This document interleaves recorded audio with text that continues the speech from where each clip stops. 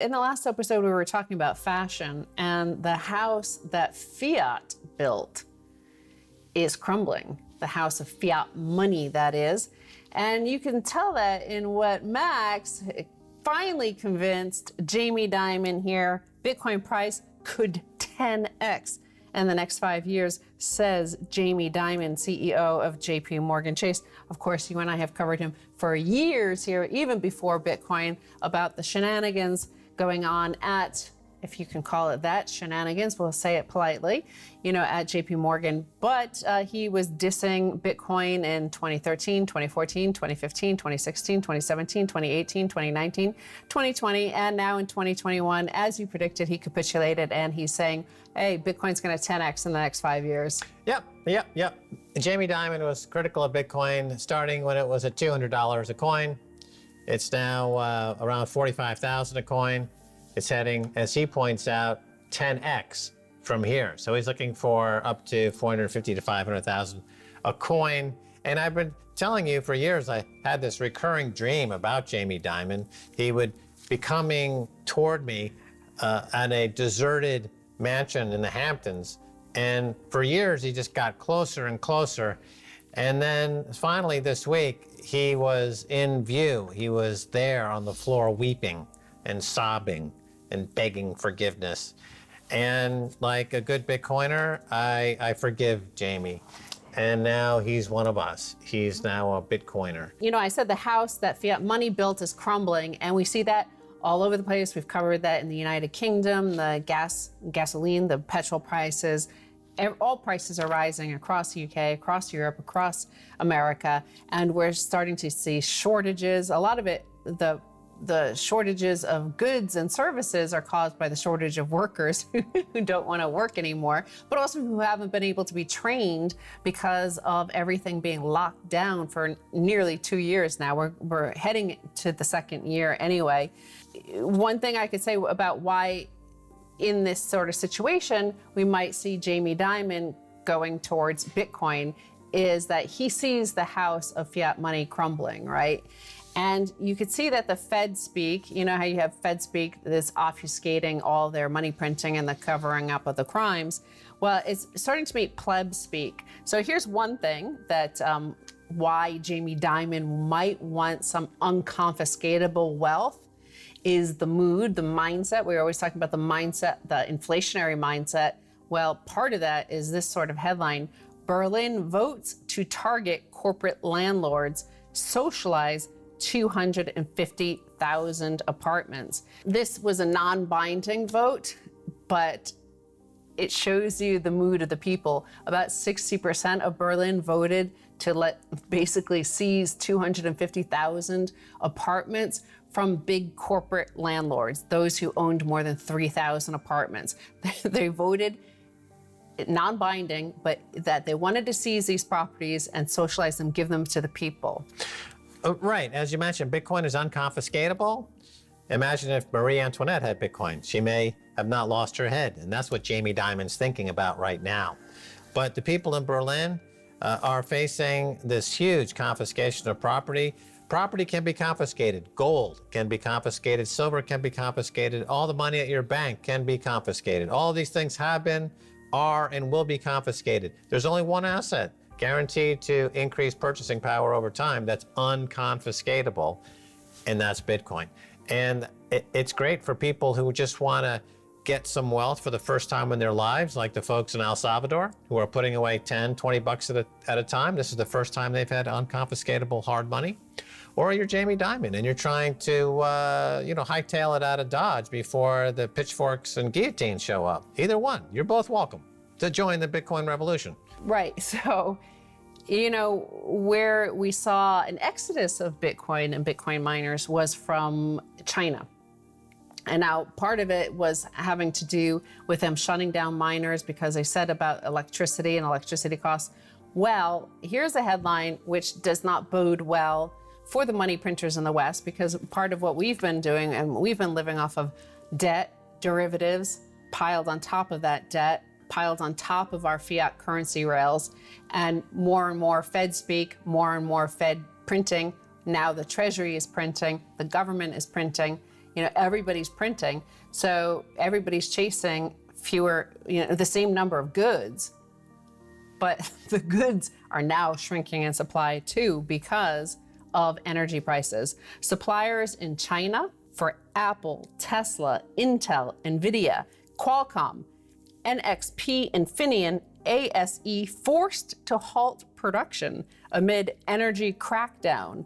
The everything shortage keeps promising to keep getting worse. Amid China's many crackdowns is a crackdown on energy consumption, motivated by a slew of reasons, including, most pressingly, spiking prices for coal and natural gas, particularly liquefied natural gas. China is the second largest importer of LNG behind Japan. As Europe and Asia compete for the supply of LNG for November delivery to Japan and Korea has exploded to $27.45 per million British thermal units on the NYMEX, up from a $6 range a year ago. And here's a chart from the CME group.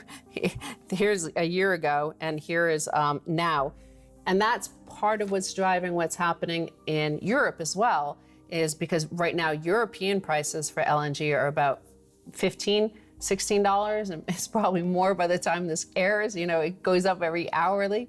So all the LNG, is going to Asia instead because they're paying over $27 for their natural gas there. So, Europe had decided to go like on the open market, free market, free competition. And obviously it's a lot more there. And remember in the United States with all the fracking excess natural gas, we were down to like $1 something. So that's showing you how much more they're paying in Asia. Right, so supply lines are breaking down and costs are going up, price of energy is going up. This has something to do, let's call it inertia, right? So inertia, the law of inertia, things that rest at a stop tend to rest at a stop. Things in motion tend to be in motion, continue in motion. And when you come to a dead stop, like we had in COVID, the energy required to get it moving again is exponentially greater than the energy required before just to keep it rolling and ticking over. Yes. So you have the benefit for decades now of these major economies able to simply print money to keep the wheels of what was a lot of malinvestment going, even though a lot of these projects, the ghost cities in China or the white elephant projects in the United States, they were papered over with money printing. And then they hit that unmovable object called COVID in 2020. And the belief at the time would be, well, we're going to lock everything down, and then when it's safe, we're going to open things up. And there's kind of in people's minds this idea that the energy required to get it started again won't be particularly greater than the energy was required to keep it going before the stoppage. But that's completely false. The energy required to get these systems going again is exponentially greater than the energy required to keep them going. In many cases, these supply lines are going to have to be rebuilt from scratch.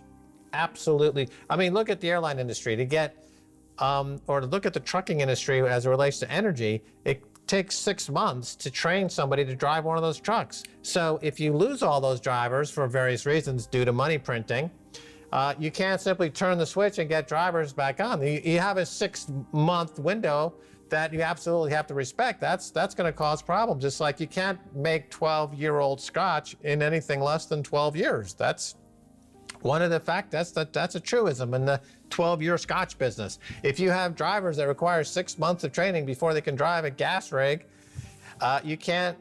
That's what it requires. So if you pull the plug on it, now to start it up again, they're finding that they don't have the energy. It's not available at any price.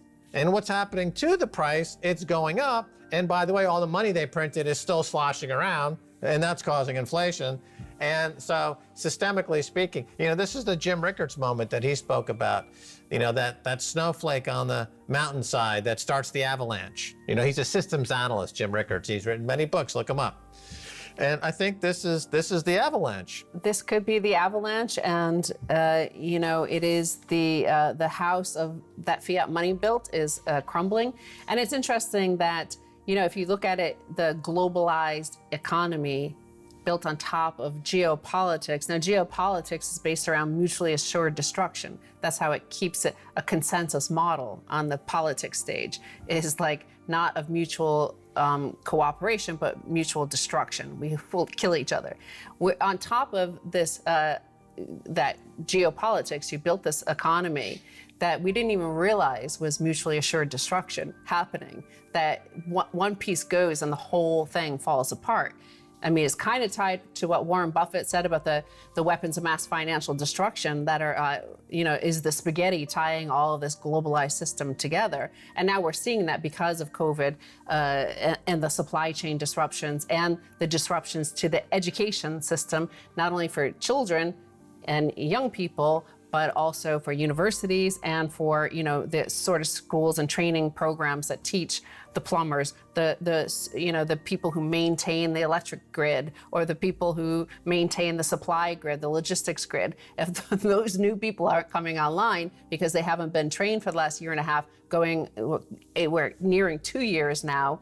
What are you going to do? Some people say, let's go to India, right? Well, India's massive fleet of coal plants are running dangerously low on stockpiles, which may force the nation to buy expensive shipments of the fuel or else risk blackouts. They may have to buy expensive shipments of the fuel.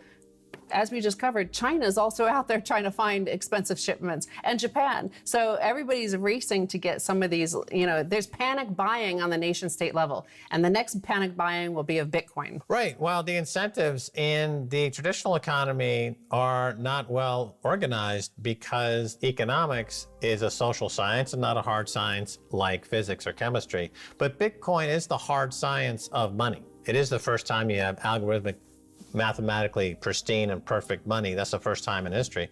And that's why all of this cash sloshing around the system, and there's hundreds of trillions of dollars, it's going to all find its way into Bitcoin. And that's how you get to well over $10 million of Bitcoin.